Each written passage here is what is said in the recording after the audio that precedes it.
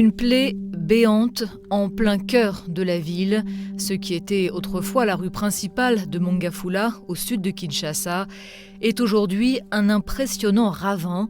L'urbanisme sauvage en République démocratique du Congo a ici des conséquences spectaculaires. En 6 ans, l'érosion a été si forte que des habitants vivent aujourd'hui au bord d'un précipice. Il y a un gros trou qui mesure environ 18 mètres de profondeur.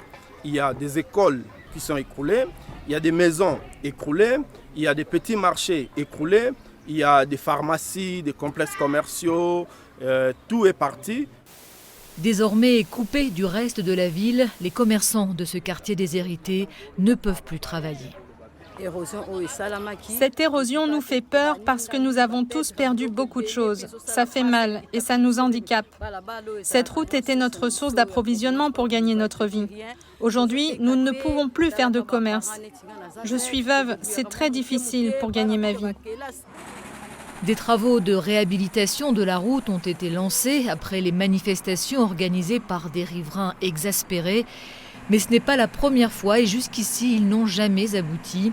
Aller à l'école reste au mieux un défi, au pire un vrai risque pour les plus jeunes. Certains parents préfèrent ne plus envoyer leurs enfants en classe.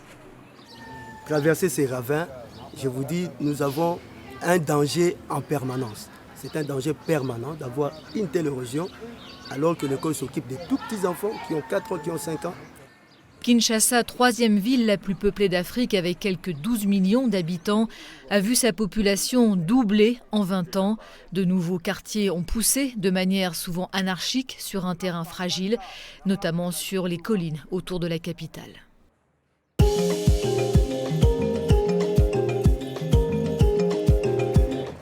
Produire plus, Mikaojo ne demande que ça.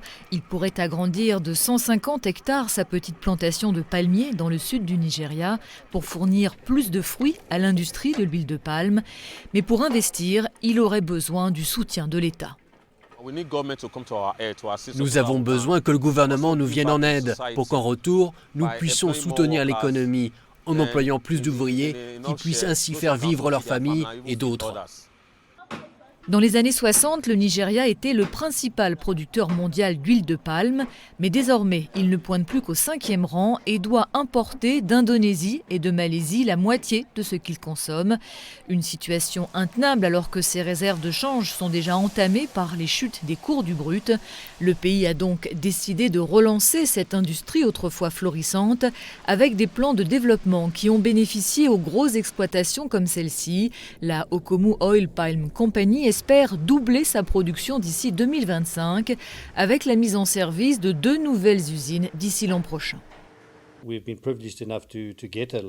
Nous avons pu obtenir un prêt et cela nous a clairement aidé à développer notre nouvelle extension. Mais les petits producteurs comme Mikaojo se disent exclus de ces aides financières accordées par la Banque centrale nigériane alors qu'ils représentent 70% de la production. Au bout du compte, même si on remplit des formulaires, le prêt n'arrive pas jusqu'à nous. Ça n'arrive pas jusqu'aux vrais agriculteurs locaux. C'est ça le problème auquel nous faisons face. L'industrie de l'huile de palme est sous le feu des critiques à travers le monde, notamment pour son impact sur la déforestation.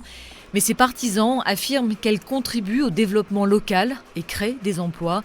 Mikaojo fait désormais travailler 30 personnes contre 5 quand il s'est lancé.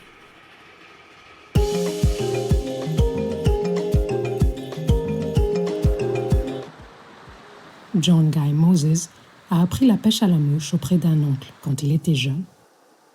Dans les eaux de la Matoya, la rivière qui traverse la verdoyante région des Aberdare, dans le centre du Kenya. Depuis, il est accro.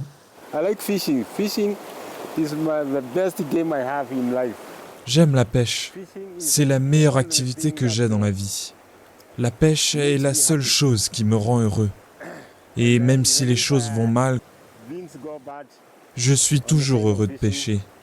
Personne ne peut me faire arrêter. Aujourd'hui, John travaille comme guide pour les passionnés qui viennent des 4 coins du monde pêcher dans les rivières et les lacs de montagne. Les poissons n'attirent pas autant que les grands félins des savanes du Kenya, Mais la région offre des expériences remarquables. Ce propriétaire d'un complexe hôtelier surplombant la rivière organise aussi des parties de pêche. Imaginez passer la matinée, du crépuscule à l'après-midi à pêcher, et l'après-midi à faire des photos d'animaux sauvages. Où d'autres pouvez-vous trouver ça? Et vous avez la possibilité de pêcher à l'intérieur et à l'extérieur du parc, parmi les éléphants, et vous pêchez la truite. C'est le seul endroit.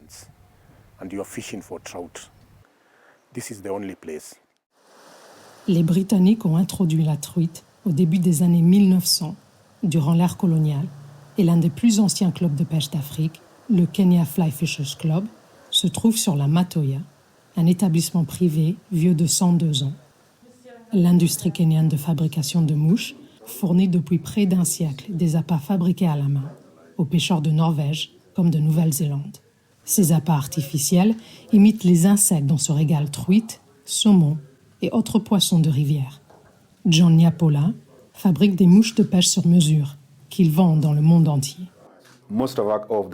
La plupart des clients étrangers préfèrent travailler au Kenya avec des Kenyans et nous passent donc de grosses commandes.